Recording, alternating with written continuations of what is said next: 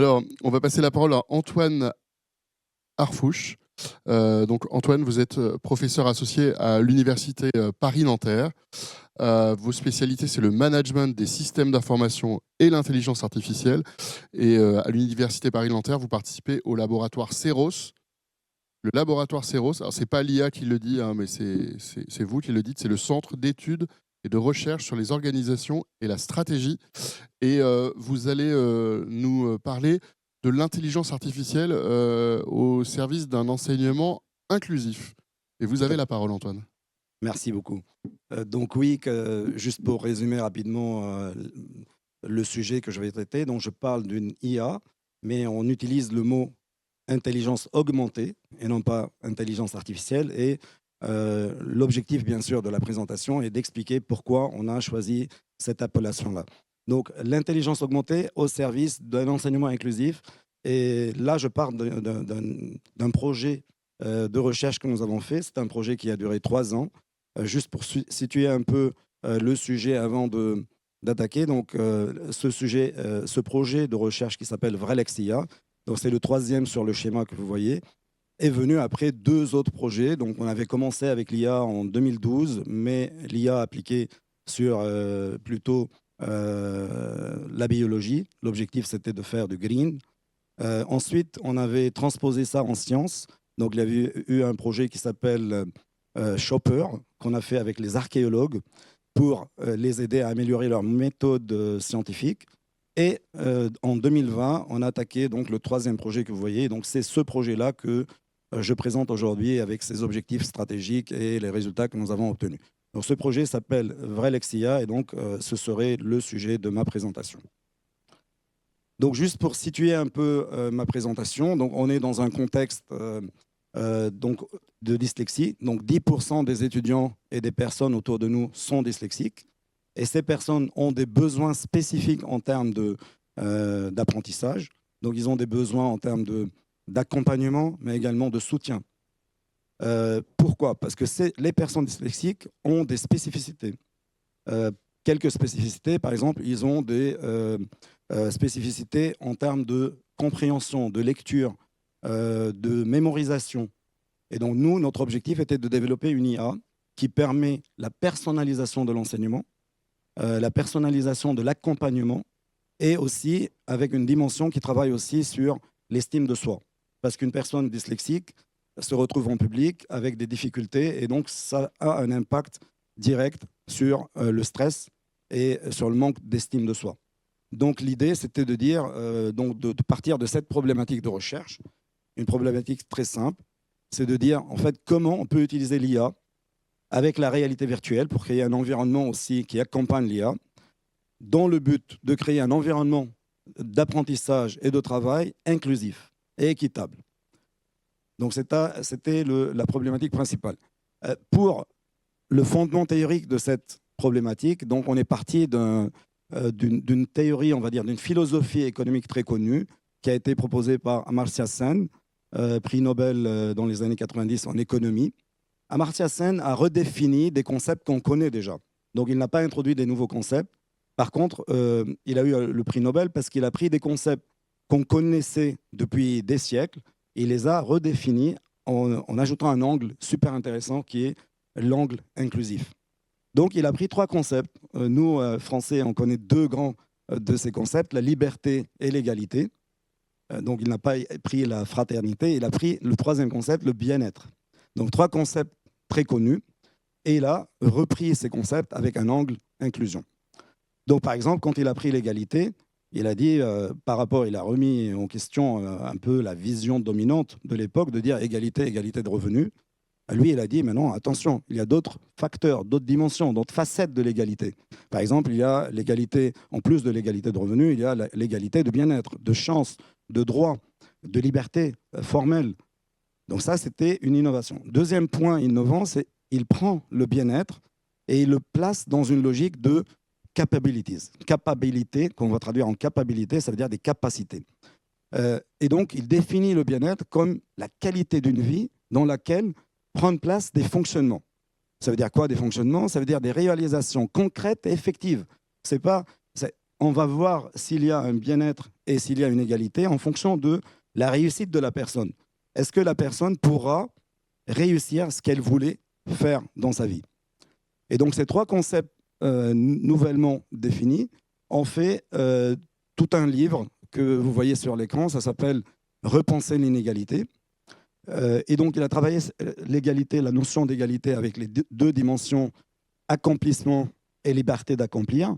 L'accomplissement, c'est l'individu qui souhaite accomplir quelque chose, alors que la liberté d'accomplissement, c'est est-ce que la société lui offre des possibilités réelles et effectives pour accomplir les accomplissements qu'il cherche à accomplir.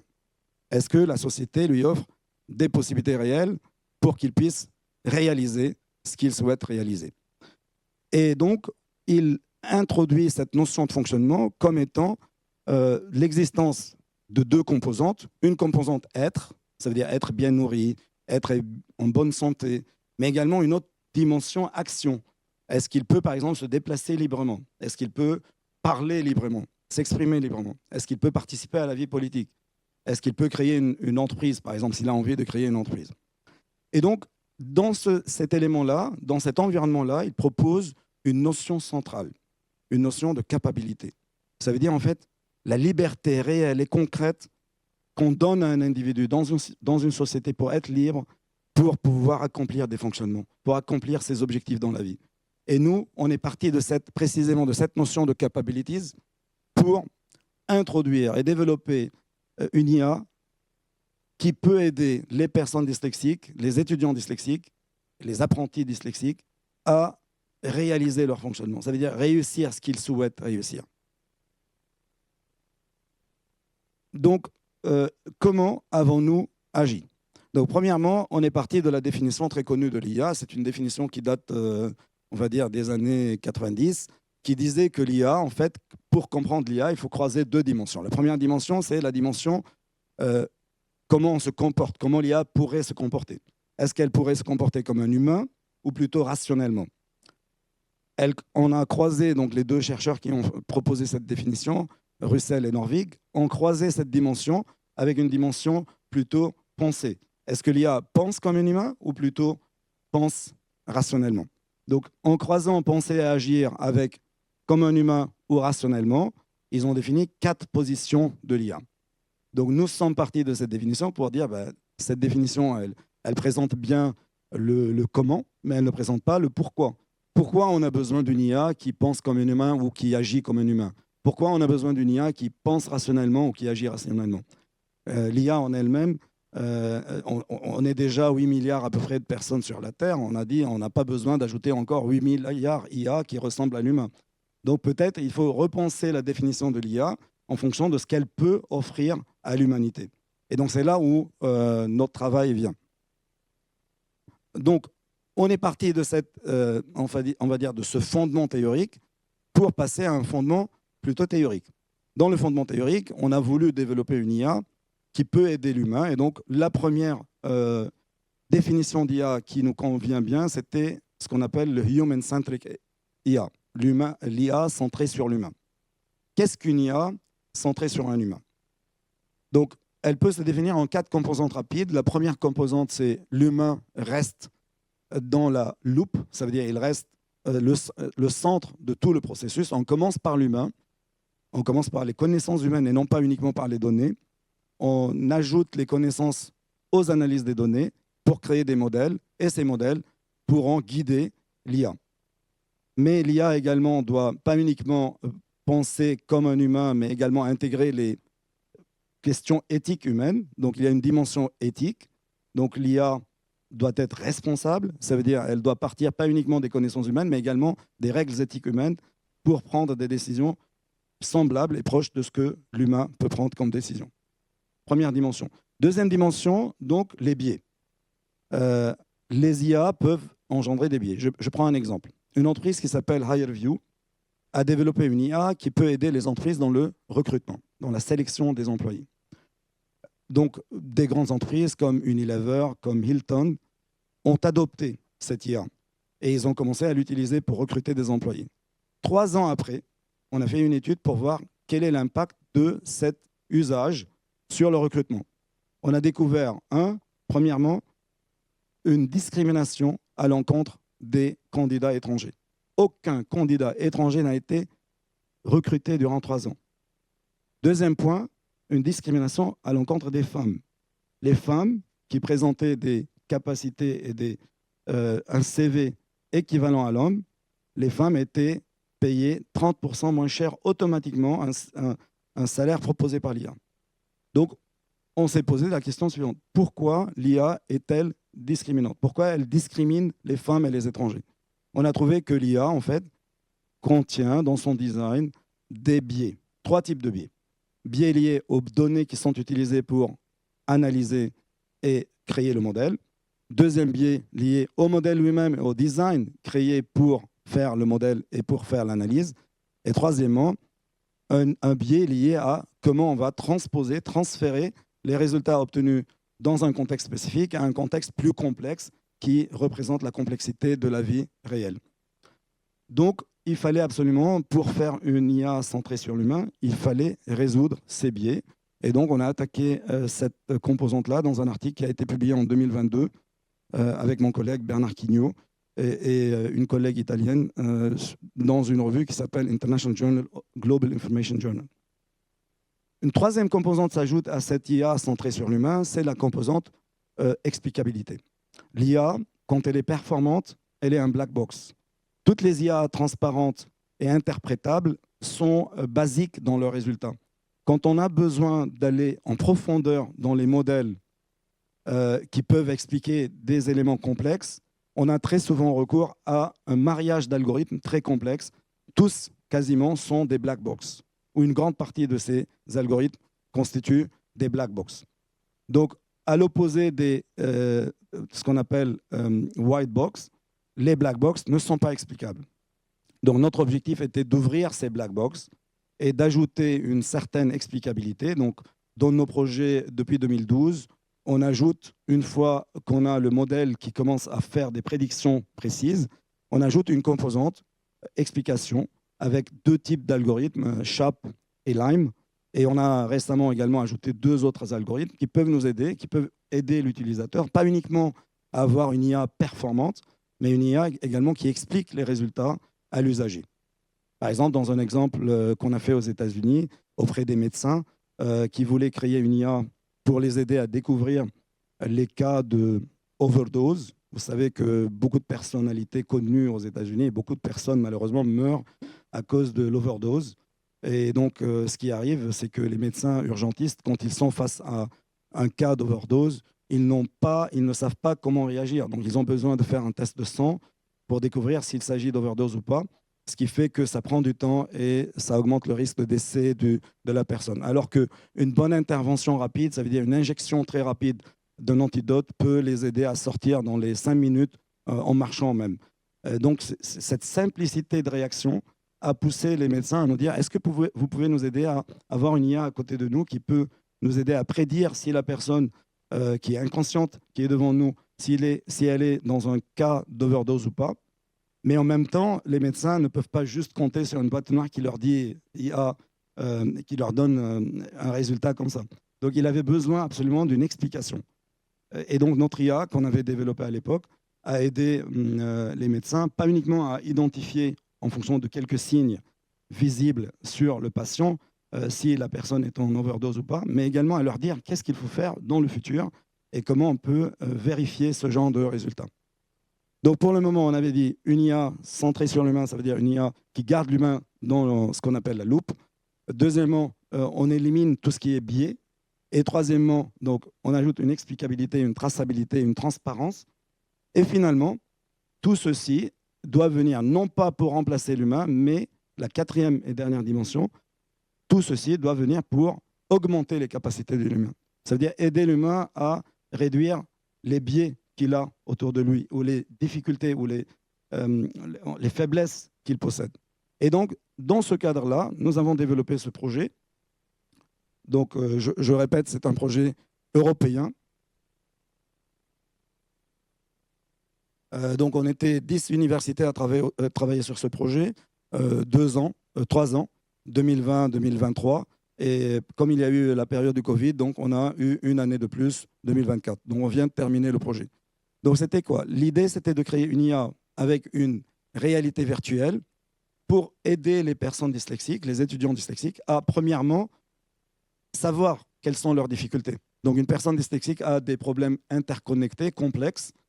Donc une IA, première chose, l'objectif c'est de passer des tests dans une réalité virtuelle. Et l'IA est capable d'identifier les problèmes et de dire et d'expliquer clairement à la personne dyslexique, à l'étudiant dyslexique, à l'apprenti dyslexique, quels sont les problèmes qu'il rencontre. Donc ça, c'est l'objectif numéro 1. Une fois qu'on a compris les problèmes, l'IA était censée développer une feuille de route, des méthodes de travail pour aider la personne dyslexique à développer des stratégies afin de réduire ses faiblesses et contourner ses faiblesses en termes de dyslexie. Donc, juste pour résumer donc, rapidement tout ça, donc on a une IA, premièrement, centrée sur les inégalités afin de réduire ces inégalités éducatives à l'aide de l'IA et de la réalité virtuelle. Deuxième point, créer un environnement égalitaire afin d'aider ces personnes, 10% dans les étudiants qui sont un peu, on va dire, exclus un peu par les méthodes de travail qu'on a développées au fur des années, pour ajouter des méthodes de travail plus inclusives, dans le but d'augmenter et d'améliorer les capabilities, les capacités ou les capacités de ces personnes dyslexiques, pour les aider à gagner en termes de liberté d'accomplissement, ça veut dire liberté d'obtenir le bien-être qu'ils souhaitaient avoir et réussir la mission ou le métier qu'ils souhaitent réussir. Donc, le projet, voici le design. Donc, c'est un peu compliqué quand on le présente comme ça, mais c'est très simple. Le schéma est divisé en deux parties, rapidement. En haut, vous avez le design. En bas, vous avez l'application, l'usage. Le design, premier point dans le design, donc on ne part pas des données, uniquement des données, parce qu'on parle d'un humain quand même, c'est très complexe. Les données présentent beaucoup de data fallacy, donc les corrélations peuvent être directement hasardeuses dans ce genre de cas. Donc il fallait ajouter, comme vous le voyez dans le schéma, des connaissances humaines. Donc il y a des experts, il y a des médecins, il y a des communautés qui, depuis des années, des dizaines ou même des centaines d'années travaillent sur ce genre de maladie. Donc on est allé les voir et on a introduit toutes ces connaissances résumées, codées dans le modèle. Donc le modèle n'est pas uniquement partie des données. Ensuite, une fois qu'on a créé le modèle a été associé à un environnement virtuel. Donc l'IA était capable de développer automatiquement un environnement virtuel favorable qui s'adapte aux besoins d'une personne spécifique. Donc une personne spécifique passe le test. Cette personne est dyslexique, elle a des difficultés précises. L'IA identifie ces difficultés et développe un environnement de travail propice. Et donc, elle développe des méthodes spécifiques, personnalisées, qui peuvent aider cette personne dyslexique à améliorer et à dépasser et créer des stratégies pour dépasser ses limites. Donc, juste pour conclure, en quelques mots, la leçon. Donc, il y a eu plusieurs leçons, mais s'il y a une leçon à prendre de cette présentation, c'est que c'est possible d'utiliser l'IA pour augmenter les connaissances de l'humain et non pas le remplacer. On a déjà suffisamment d'humains pour les faire travailler. On a juste besoin de les accompagner pour qu'ils puissent tous avoir un bien-être comme ils le souhaitent, au niveau qu'ils le souhaitent. Et donc, notre objectif était de tirer des conclusions plutôt générales. Et une conclusion qui sort, c'est que pour réussir un projet IA, et un projet plutôt centré sur l'humain, qui puisse augmenter les connaissances humaines, il faut un travail collaboratif. Il faut plusieurs métiers ensemble. Par exemple, récemment, on a découvert l'importance d'avoir un juriste dans un projet IA. Imaginez, on développe une IA et il y a beaucoup de travail technique, mais il y a également ce côté aussi aujourd'hui juridique avec les nouvelles lois AI Act qui nous obligent à respecter certaines normes. Et donc, un juriste viendra pour aider dans l'explication de ces éléments. Mais également, il faut des experts data et aussi des experts du métier. Là, on était dans un contexte de dyslexie, donc il fallait des médecins, des experts de la dyslexie qui nous ont aidé beaucoup à comprendre les spécificités de cette maladie parce qu'on n'a pas assez de données pour la comprendre. Il y a un petit risque, c'est d'avoir ce qu'on appelle un téléphone cassé, ça veut dire des gens qui parlent avec des langages incompréhensibles, donc il faut mettre quand même tout le monde autour d'une table pour trouver un terrain commun, une explication commune à ce qu'on appelle IA et à ce qu'on appelle processus. Voilà, merci beaucoup pour le temps que vous m'avez accordé. Merci.